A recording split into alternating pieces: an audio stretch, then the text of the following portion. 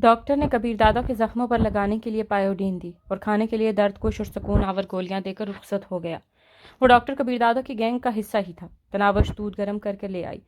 اس کے گولیاں لیتے ہی پاشا کھڑا ہوتا ہوا بولا، اب آپ آرام کریں، اور کبیر دادا کے سرہلانے پر وہ کمرے سے نکل گیا۔ دودھ کا خالی گلاس کبیر دادا کے ہاتھوں سے لے کر اس نے تپاتی پر رکھا اور سر کے نیچے 2 تکیے رکھ کر اسے سہارا دے کر لٹانے لگی۔ درد تو نہیں ہو رہا؟ اس کا چہرہ ہاتھوں کے پیالوں میں بھرتے ہوئے وہ چاہت سے پوچھنے لگی۔ کبیر دادا متبسم ہوا۔ اگر ہو رہا ہوا تو تم کیا کرو گی؟ وہ شوخی سے بولی، پھر میں تکیے کے بجائے آپ کا سر اپنی گود میں رکھ لوں گی اور درد ختم ہو جائے گا۔ جب یہ چہرہ میری آنکھوں کے سامنے مسکراتا ہوا موجود ہونا تو مجھے گردن کٹ جانے پہ بھی تکلیف نہیں ہوگی۔ وہ ناز سے مسکرائی۔ جھوٹا؟ جھوٹا کسے کہا؟ کبیر دادا نے مصنوعی غصہ ظاہر کیا۔ وہ اطمینان بھرے لہجے میں بولی، جھوٹے کو۔ کبیر دادا چند لمحے اس کے چہرے کو دیکھتا رہا، پھر اس نے دونوں بازو واہ کیے۔ وہ فوراً اس کے سینے پر سر رکھ کر لیٹ گئی۔ اس کے ساتھ ہی اس کے دماغ میں لڑائی کا منظر جاگا اور وہ گلوگیل لہجے میں بولی، میں ڈر گئی تھی کبیر، مجھے لگا میں آپ کو کھو دوں گی۔ اس کی ریشمی زلفوں میں انگلیاں پھیرتے ہوئے کبیر دادا کہنے لگا، تمہاری دعائیں میرے ساتھ تھی نا، مجھے بھلا کیا ہو سکتا تھا؟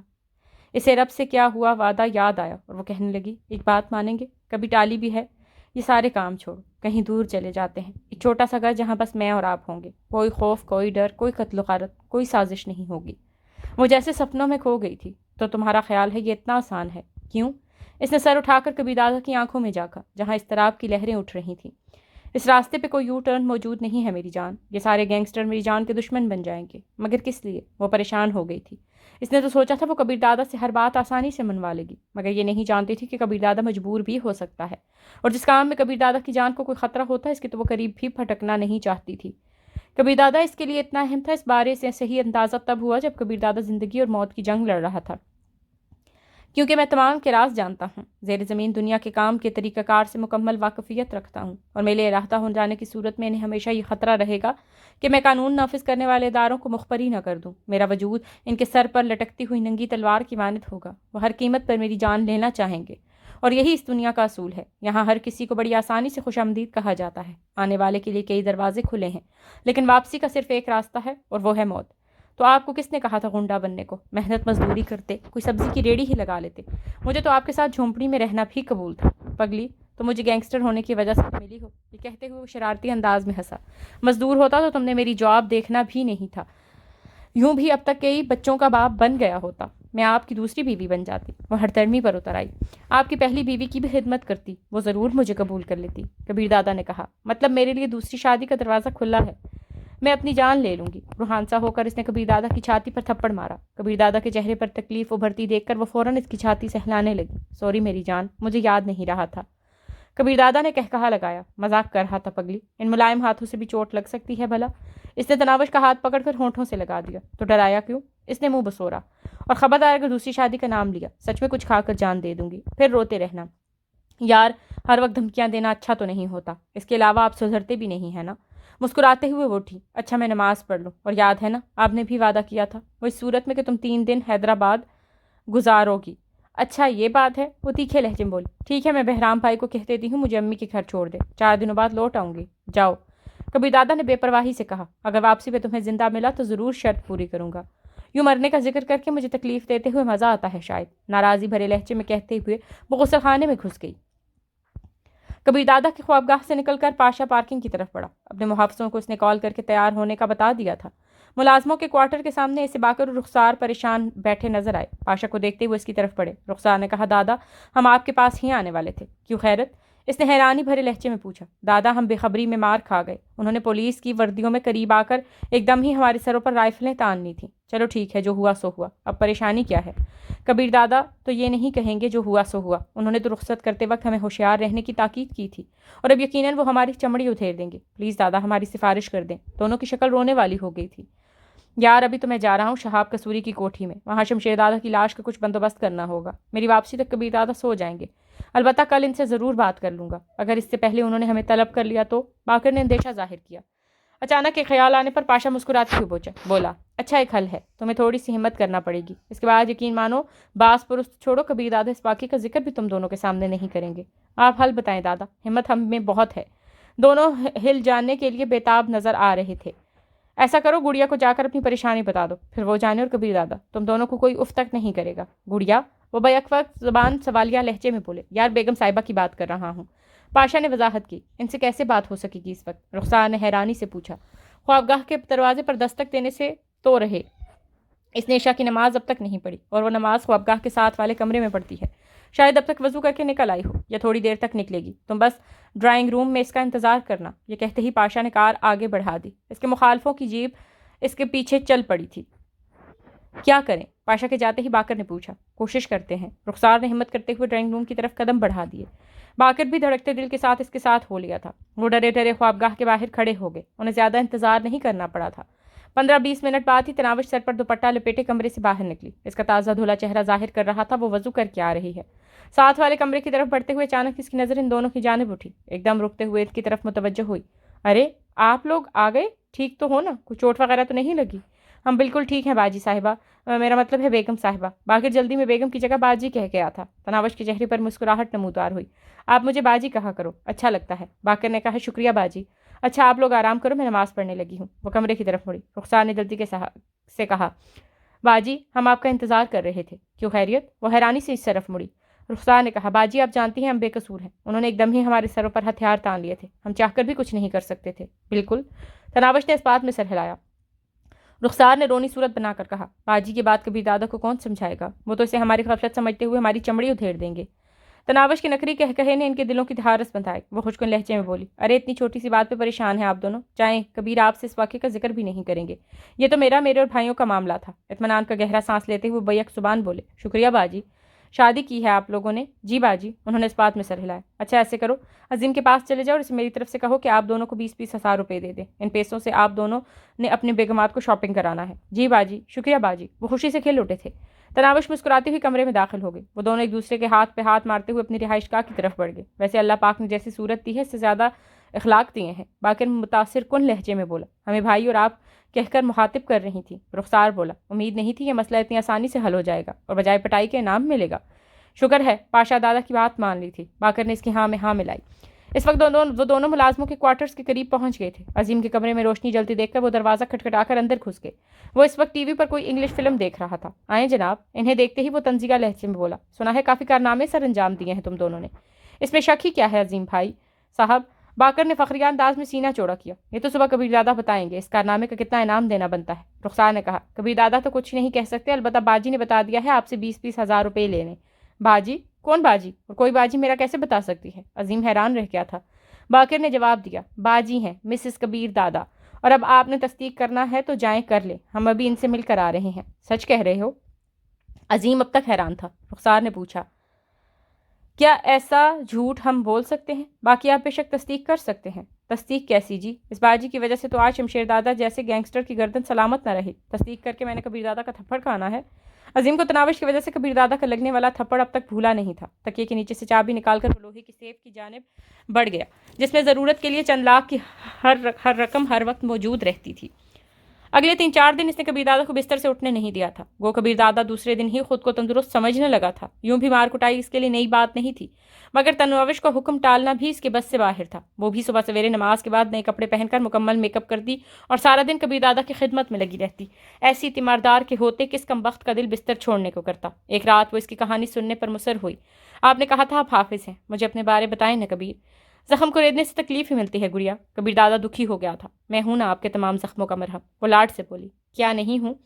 کبیر دادا اس کا ہاتھ پکڑتے ہوئے کہیں سوچوں میں گم ہو گیا تھا۔ چند لمحے گہری سوچ میں کھوئے رہنے کے بعد وہ دھیمی آواز میں بولا، ابو جان کا نام مولوی عمر علی خان تھا، وہ امام مسجد تھے، اور مسجد کے ساتھ ایک مدرسہ بھی بنا رکھا تھا جہاں بچوں کو حفظ کرانے کے ساتھ عالم کا مختصر کورس بھی کراتے تھے۔ ابو جان کے ساتھ مدرسے میں 2 استاد بھی تھے۔ میں 5 سال کا تھا جب ابو جان نے مجھے اسکول میں داخل کرایا اور اس کے ساتھ میرا نورانی قاعدہ بھی شروع کرا دیا۔ صبح کی نماز میں مجھے ساتھ لے جاتے اور پھر اسکول کا وقت ہوتے ہی میں وہیں سے اسکول چلا جاتا۔ مجھ سے 3 سال بڑی بہن اسما میرا ناشتہ مدرسے ہی میں لے کر آیا کرتی تھی۔ 8ویں کلاس میں تھا جب میں نے قرآن مجید حفظ کر لیا۔ اس دن ابو جان خوشی سے پھولے نہیں سما رہے تھے۔ امی جان نے پورے محلے میں مٹائی بانٹی تھی۔ باجی اسما کی خوشی بھی دیدنی تھی۔ بہت پیار کرتی تھی وہ مجھ سے۔ ہم دونوں سے چھوٹی رقیہ گڑیا تھی، وہ مجھ سے 6 سال چھوٹی تھی۔ قرآن مجید کی دہرائی کے بعد ابو جان نے مجھے صرف و نحو پڑھانا شروع کر دیا۔ وہ مجھے عالم بنانا چاہتے تھے۔ شاید ان کے خوابوں کی تکمیل ہو جاتی، کیونکہ مجھے بھی دینی تعلیم حاصل کرنے کا بہت شوق تھا۔ مگر ابو جان کی خواہش، امی جان اور باجیوں کی دعاؤں اور میری کوشش کے باوجود ایسا نہ ہو سکا۔ ہمارے گھرانے کو پتہ نہیں کس کی نظر لگ گئی تھی، تبھی تو ابو جان نے وہ واقعہ ہوتے دیکھا تھا۔ وہ دن دہاڑے ہونے والے قتل کی ایک واردات تھی۔ ابو جان گھر سے مدرسے سے آ رہے تھے۔ ان کے علاوہ بھی درجنوں افراد نے وہ منظر دیکھا تھا۔ قاتل ایک نامی گرامی بدماش تھا تو مقتول اچھے خاصے ممتول خاندان سے تعلق رکھتا تھا۔ مقتول کے خاندان والوں کی کوشش سے وہ بدماش گرفتار تو ہو گیا، مگر اس سے ڈر سے کوئی عینی شاہد گواہی دینے کے لیے تیار نہیں تھا۔ مقتول کے خاندان والوں کو ابو جان کے بارے سنگن ملی اور اس کے ورثاء ابو جان سے ملنے مدرسے میں پہنچ گئے۔ ابو جان بغیر کسی ہچکچاہٹ کی گواہی دینے پر آمادہ ہو گئے تھے، اور وہی ہماری بدبختی کی شروعات تھی۔ میں شام کی نماز پڑھ کر مدرسے میں قرآن مجید کی تلاوت کرنے بیٹھ جایا کرتا تھا۔ ابو جان شام کی نماز پڑھ کر گھر تشریف لے جاتے اور کھانا وغیرہ کھا کر عشاء کی نماز کو لوٹتے۔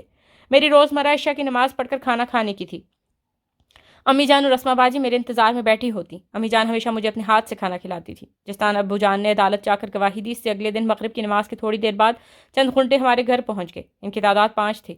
انہوں نے جاتے ہی امی جان، ابو جان اور رقیہ گڑیا کے سامنے اسما باجی کی عزت خراب کی اور پھر خنجر سے تمام گھر والوں کو قتل کر کے گھر کو آگ لگا دی۔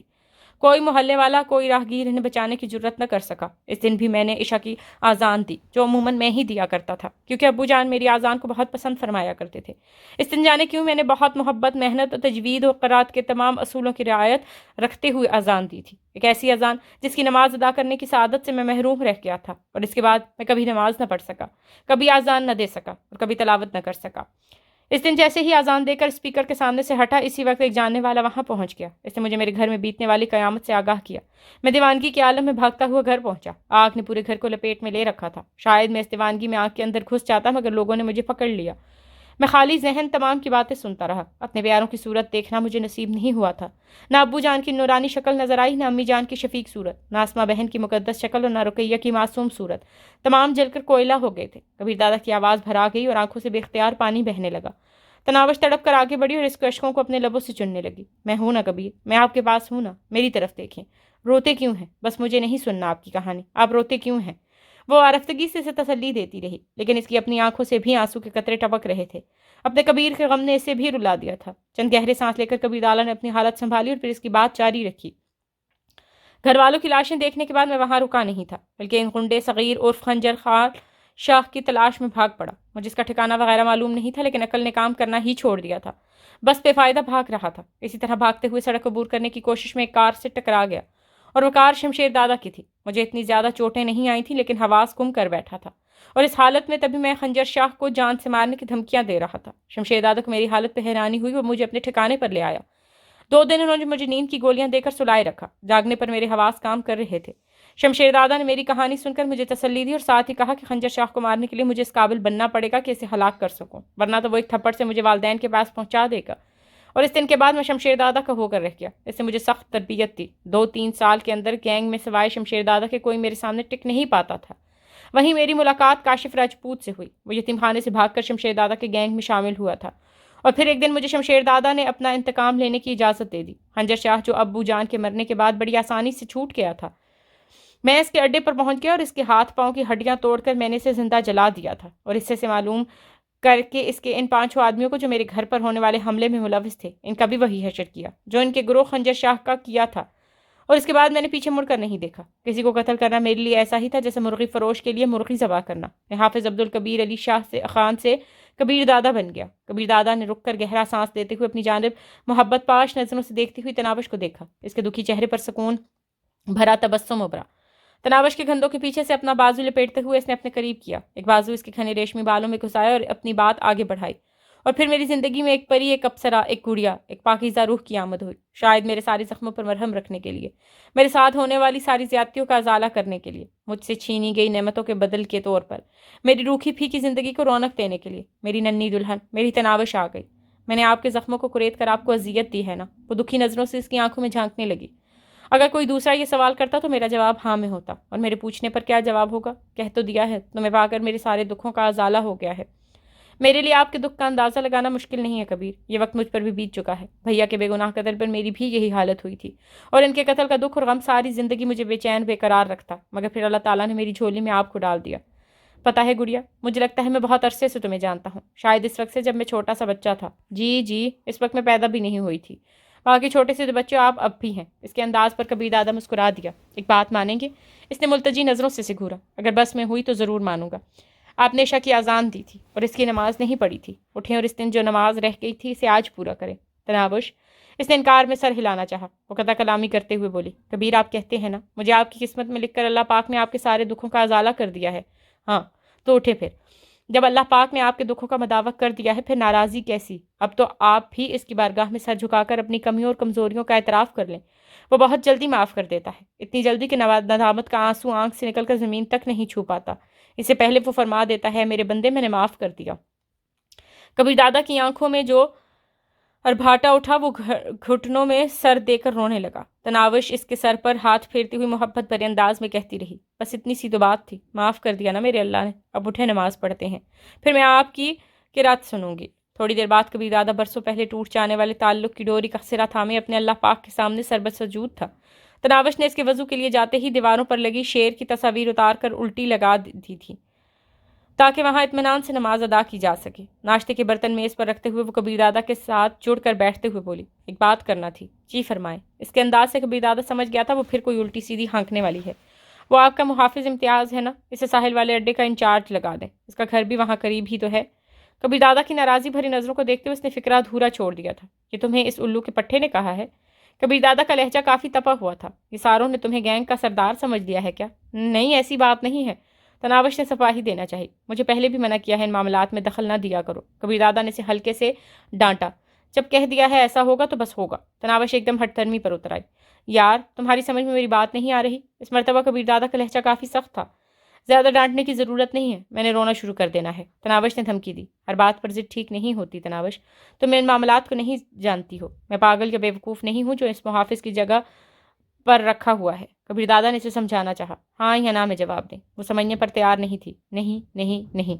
کبیر دادا نے انکار میں سر ہلایا. وہ اس کے بعد تم کاروباری معاملات میں بالکل دخل اندازی نہیں کرو گی. اس مرتبہ تناوش کچھ کہے بغیر خاموشی اختیار کرتے ہوئے ناشتے سے ہاتھ کھینچ لیا. اب ناشتہ کرنا کیوں چھوڑ دیا؟ آپ کریں, مجھے بھوک لگے تو بعد میں کھا لوں گی. ناراضی بھرے لہجے میں کہتے ہوئے اس نے پیچھے ہو کر صوفے کی پشت سے سیک لگائی. البتہ کبیر دادا سے دور ہٹنے کی کوشش اس نے نہیں کی تھی. چند لمحے سے خفکی بھری نظروں سے گھورنے کے بعد کبیر دادا ناشتے کی طرف متوجہ ہو گیا. بڑی کوشش کے بعد وہ چند نوالے لے سکا تھا. تناوش کا ناشتہ چھوڑ دینا اسے تکلیف دے رہا تھا. جوس کا گلاس خالی کر کے وہ جانے کے ارادے سے کھڑا ہو گیا. تناوش اٹھ کر اس کی ٹائی باندھنے لگی, مگر ایسا کرتے ہوئے اس کے چہرے کی طرف نہیں دیکھ رہی تھی. ٹائی باندھ کر اس نے حسب عادت کچھ پڑھ کر کبیر دادا پر پھونک ماری اور خاموشی سے پیچھے ہٹ گئی. کبیر دادا دروازے کی طرف بڑھ گیا تھا. گاڑیاں اس کے لیے تیار کھڑی تھی. عظیم نے کار کا دروازہ کھولا. اندر بیٹھنے سے پہلے اس نے مڑ کر دیکھا. تناوش دروازے پر کھڑی سی کی جانب متوجہ تھی, لیکن اس کے مڑ کر دیکھتے ہی سر جھکا کر نیچے دیکھنے لگی. ایک لمحہ سے گھورنے کے بعد وہ عظیم کو, امتیاز کو میرے پاس کمرے میں بھیجو کہہ کر واپس مڑ گیا. تناوش نے خاموشی سے ایک طرف ہو کر اس سے زستہ دی اور اس کے پیچھے چل پڑی. اس کے صوفے پر بیٹھتے ہی امتیاز اجازت مانگ کر اندر داخل ہوا. اس کے چہرے کی ننگت اڑی ہوئی تھی. اوئے گدے, یہ کیا تم لوگوں نے میری بیگم سے الٹی سیدھی سفارشات کرانا شروع کر دی ہیں؟ دادا وہ میں بکواس بند کرو یار. وہ اسے خاموش کراتا ہوا بولو, جاؤ آج کا دن اڈا انچارج اسد سے سب کچھ سمجھ لو اور کل اسے اپنی جگہ پر بھیج دینا. تم وہیں مرو. شکریہ دادا, وہ اس کا ادا کرو. کبیر دادا نے منہ پھلائے بیٹھی. شکریہ اس کا ادا کرو. کبیر دادا منہ پھلائے بیٹھی تناوش کی طرف اشارہ کیا. امتیاز جلدی سے بولا, شکریہ باجی. تناوش کے ہونٹوں پر مسکراہٹ نمودار ہوئی. اگر اس کے بعد کبیر آپ کو ڈانٹتے ہیں تو مجھے ضرور بتانا. اس کی بات پر کبیر سے گھور کر رہ گیا تھا, جبکہ امتیاز سر ہلاتے باہر نکل گیا. اب ٹھوسو ناشتہ ورنہ تھپڑ کھا لو گی. امتیاز کے نکلتے ہی کبیر دادا غصے میں بولا, اپنے ہاتھ سے کرائیں گے تو کر لوں گی. وہ لاڈ بھرے لہجے میں بولی. کبیر دادا نے گہرا سانس لیتے ہوئے اپنی حالت کو قابو کیا اور پھر بے بسی بھرے انداز میں نوالا توڑ کر اسے ناشتہ کرانے لگا. وہ آنکھوں میں شوخی لیے اسے محبت بھرے انداز سے گھورتی رہی. صحیح کہتے ہیں, طاقتور سے طاقتور مرد پر بھی عورت حکمرانی کرتی ہے. رکھیل بھر کر آنے والی رانی کی طرح حکم جما رہی تھی. اب چائے کی پیالی تھام لوگی یا وہ بھی اپنے ہاتھ سے پکڑ کے تمہارے ہونٹوں سے لگانا پڑے گی؟ پراٹھا اور انڈا ختم ہوتے ہی کبیر دادا نے طنزیہ لہجے میں پوچھا. تناوش نے منہ بسورا. آپ اب تک غصے میں ہیں. بتا رہی ہوں میں سچ میں رونا شروع کر دوں گی. یار تمہاری دھونس دینے کی عادت کب ختم ہوگی؟ کبیر دادا بے بس انداز میں مسکرایا. تناوش اطمینان سے بولی, جب آپ کے دل میں میری محبت ختم ہو جائے گی. کبیر دادا نے گہرا سانس لے کر کہا, مطلب کبھی ختم نہیں ہوگی. اچھا آپ جائیں, میں چائے پی لیتی ہوں اور جلدی لوٹ کر آنا. کبیر دادا سر ہلاتا ہوا دروازے کی طرف بڑھ گیا. کار میں بیٹھتے ہوئے اس نے مڑ کر دیکھا. وہ ہونٹوں پر خوبصورت مسکان لیے اپنے مخصوص جگہ پر کھڑی تھی. دیکھ لو یار. کبیر دادا سے اس کے ایک منٹ ناراضگی برداشت نہیں ہوئی. باکر رخسار کو مخاطب تھا. رخسار بولا, امتیاز کے تو مزے ہو گئے. جانے کب سے اس کی کوشش میں مصروف تھا. میں نے کل مشورہ دیا کہ اگر کام کرانا ہے تو باجی کو بتا دو. اور ابھی باجی ناشتہ تیار کرنے نکلی تو محترم پہنچ گیا اور دیکھو کتنی آسانی سے اس کا کام ہو گیا، باقر نے کہا۔ سچ کہوں تو پہلے پہلے مجھے باجی بالکل بھی اچھی نہیں لگتی تھی، اب تو اپنی سابقہ سوچ پر ندامت ہوتی ہے۔ صحیح کہہ رہے ہو یار، اتنی مخلص، اتنی عزت احترام دینے والی اور ہمدرد، اسے بہت پہلے کبیر دادا کی زندگی میں آ جانا چاہیے تھا۔ رخسار نے اس کی تائید میں سر ہلایا۔ پہلے کب آتی یار؟ باقر ہنسا۔ وہ تو اب کچھ پہلے ہی آ گئی ہے، عمر دیکھی ہے، چھوٹی سی گڑیا لگتی ہے۔ رخسار نے کہا۔ چھوٹی ہے مگر سمجھدار بہت زیادہ ہے۔ یاد ہے جس دن آئی تھی، کبیر دادا نے اسے اپنے ساتھ کمرے تک لے جانا گوارا نہیں کیا تھا، حالانکہ پہلے دن کی دلہن تھی، اور اب اس کے لیے خود کار کا دروازہ کھول کر بٹھاتا ہے۔ بلکہ آج کی بات لے لو، جب پہلے کبیر دادا کو رخصت کرنے آئی تو صاف معلوم ہو رہا تھا کبیر دادا سے خفا ہے، لیکن خفا ہونے کے باوجود اس نے نہ شوہر کا خیال رکھنا چھوڑا اور نہ اپنی روزمرہ ترک کی۔ اگر خفا ہو کر کمرے میں بیٹھی رہتی تو شاید کبیر دادا واپس نہ مڑتا۔ ناراض رہ کر بھی شوہر پر اپنی توجہ نچھاور کرنے پر کبیر دادا کیسے بھاگ کر واپس گیا، اور اس نے اپنی بات منوا لی۔ یقیناً امتیاز کی وجہ سے وہ کبیر دادا سے ناراض تھی، باقر نے اندازہ لگایا۔ اس کے علاوہ کیا بات ہو سکتی ہے؟ رخسار نے اس کی تائید میں سر ہلا دیا۔ رات کو کبیر دادا کے سینے پر سر دھرے وہ چاہت بھرے لہجے میں پوچھ رہی تھی، میرے لیے کیا قربان کر سکتے ہو؟ تم جانتی ہو۔ کبیر دادا کا جواب حسب منشا تھا۔ کیا یہ سارا ٹھاٹ پاٹ، یہ گاڑیاں، بنگلے، عیش و آرام کی زندگی کی سب کچھ چھوڑ سکتے ہو؟ وہ بے بسی برے لہجے میں بولا۔ ہاں، مگر یہ زندگی ایک ایسا کمبل ہے جو چاہ کر بھی میں خود سے دور نہیں کر سکتا۔ جانتے ہیں، عیش و آرام کی زندگی ہر لڑکی کا خواب ہوتا ہے۔ خوبصورت لباس، قیمتی زیورات، حکم ماننے کے لیے نوکروں کی قطار، سونے کو پرتعیش خوابگاہ، سفر کے لیے آرام دہ گاڑیاں، یہ سپنوں کی دنیا ہے، زمین ہی پر جنت کے مزے دینے والے مراد۔ مگر کبیر میری جان، حرام کی دولت پر یہ عیش و آرام ہم کب تک کر پائیں گے؟ ایک دن مرنا تو ہے۔ کیا ہمارے پاس احکم الحاکمین کی بارگاہ میں پیش کرنے کے لیے کوئی جواز، کوئی بہانہ موجود ہے؟ کبیر ہنسا۔ لگتا ہے میری زندگی سے تنگ آ گئی ہو۔ اگر میں کہوں ہاں، میرے لیے کبیر دادا کو قتل کر دیں تو کیا جواب ملے گا؟ اس کے ہونٹوں پر محبت بھری مسکراہٹ نمودار ہے۔ کم از کم نام میں جواب نہیں ملے گا۔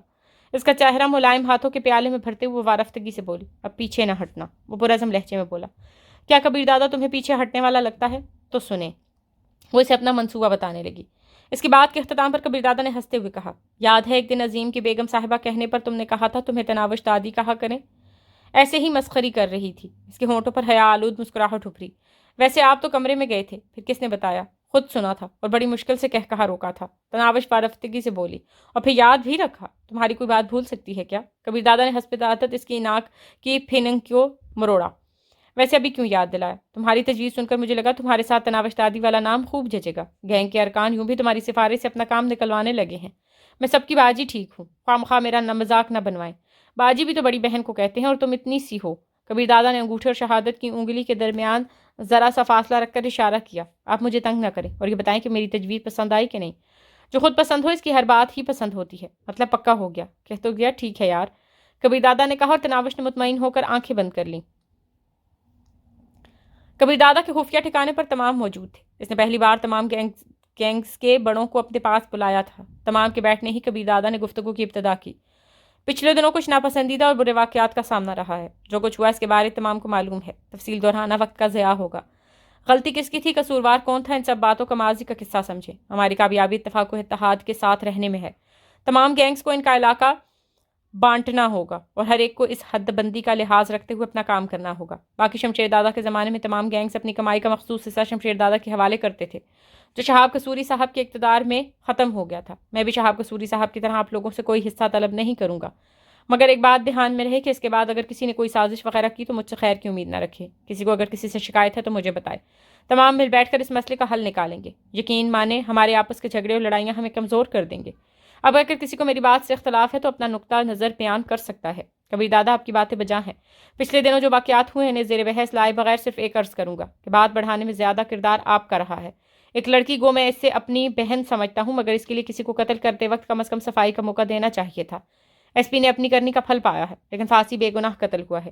اگر آپ اپنی بیوی کے لیے یوں جذباتی نہ ہوتے تو شاید بات اتنا آگے نہ بڑھتی۔ پاشا کی بات نے تمام کو ششتر کر دیا تھا۔ کوئی سوچ بھی نہیں سکتا تھا وہ کبیر دادا کو اس طرح متون بھی کر سکتا ہے۔ کبیر دادا اسے ڈانٹتے ہوئے بولا، اوئے گدھے، جب کہہ دیا کہ ماضی کو نہ کرے دو تو پھر ایسی بکواس کا مقصد؟ پاشا احتجاج کرتے ہوئے بولا، کبیر دادا، میں ایک گینگ کا بڑا ہوں، آپ کسی بیٹھک میں مجھے یوں مخاطب نہیں کر سکتے۔ باقی آپ کا یہ کہنا کہ ماضی کو نہ کریدا جائے تو گستاخی معاف۔ ماضی کی غلطیوں ہی سے آدمی سیکھتا ہے۔ نشاد افریدی اور اخلاق حسین نے غلطی کی اور جرمانہ ادا کیا۔ آپ نے غلطی کی، اس کا کیا؟ اگر آپ شمشیر دادا کی طرح کے بڑے نہیں ہیں تو جواب دیں۔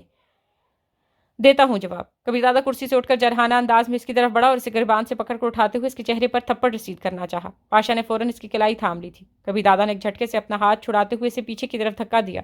بیٹھک برخاست کی جاتی ہے کہہ کر وہ لمبے قدم رکھتا ہوا باہر نکل گیا۔ پاشا یہ کیا بے وقوفی ہے؟ کاشف راجپوت نے اسے ڈانٹا۔ یہ بے وقوفی نہیں، حقیقت ہے دادا، تلخ لہجے میں کہتے ہوئے پاشا بھی باہر نکل گیا۔ اسے کیا ہوا ہے؟ پاشا کے باہر جاتے ہی شہاب قصوری نے حیرت کا اظہار کیا تھا۔ جہاں تک میں سمجھا ہوں اصل بات کوئی اور ہے۔ اخلاق حسین نے معنی خیز انداز میں سر ہلایا۔ باقی بھی اپنی اپنی رائے دینے لگے تھے۔ یار پاشا، مسئلہ کیا ہے؟ نشاد اور اخلاق حسین وہاں سے سیدھا پاشا کے خفیہ اڈے پر پہنچے تھے۔ دونوں کو پاشا کے رویے کی کرید لگی ہوئی تھی۔ کچھ نہیں یار، پاشا گہرا سانس لیتے ہوئے بولا۔ آپ لوگ یوں ہی پریشان ہو گئے ہیں۔